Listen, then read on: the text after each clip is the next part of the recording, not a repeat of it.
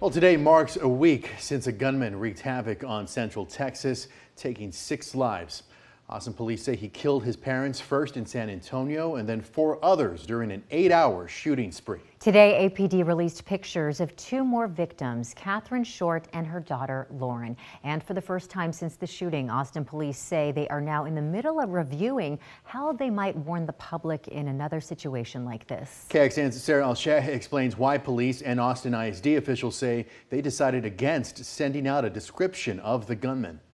This is the most murders committed in Austin by any one individual since 1991. For 8 hours, the Austin Police Department says Shane James went on a shooting spree throughout Austin. He killed 6 people and injured 3 others. He had basically dumped the vehicle and walked within a mile or 2 of that area to commit each double homicide. These are the faces of those lives lost, including a young mom, another mother and daughter, and even James's own parents. Emmanuel Pop-Ba, age 32.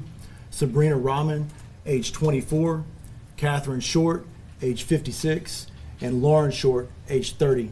Phyllis James, age 55, and Shane James, senior, age 56. According to APD, James started his shooting spree at Northeast Early College High School, where he shot an AISD officer in both legs. Law enforcement says they had images and videos of what happened at that time. The suspect was captured on AISD surveillance cameras entering the parking lot. Witness cell phone video that was provided to investigators later on showed that at approximately 10:40, the subject was seen running after firing the shots at Sergeant Barnes. And yet there was no alert sent out to warn about a suspected shooter on the run. It's something the husband of one of the victims, Sabrina Rahman, called into question in a recent interview with KXAN. We seen one message, my wife wouldn't go out.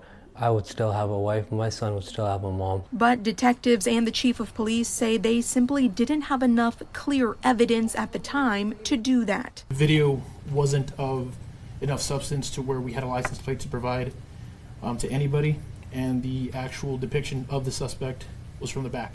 There's no face. For a majority of that day, officials say they were working off of different descriptions of the suspect, and what they did have did not meet the threshold to put out a blue or active shooter alert. There was no indication based on the information and intelligence that we had at the time the incidents were unfolding that they were related. It wasn't until the early evening when detectives received additional surveillance video from the Shadywood homicides. They say they were about to put out information to the public, but they received word about the mother and daughter killed on Austral Loop and the car chase with the shooter and detectives that followed. Resources were diverted to take care of that incident. The chief says ultimately law enforcement did the best with the information they had, but she mentioned they are reviewing their process of issuing these alerts in the future. Since this incident has occurred, we have already had meetings with Travis County Sheriff's Office, also with Chief Sneed, on working with, collaborating on how, if there is something to put out, which is the appropriate entity at what time. Sarah Al-Sheikh, KXAN News. Police also said there are several hours unaccounted for. What James did during the time between the shootings on Shadywood Drive and Slaughter Lane is still unknown. Yeah, when officers found James, they say that he didn't have a phone on him. Detectives today also said James bought the gun he used in July of 2022 from a private gun seller. The seller told police James showed appropriate identification during that purchase. Now, detectives say back in 2018, James traveled from San Antonio to a church here in Austin.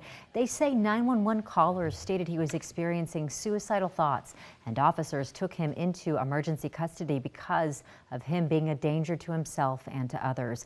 That was the last encounter they had with him until last week's senseless killings.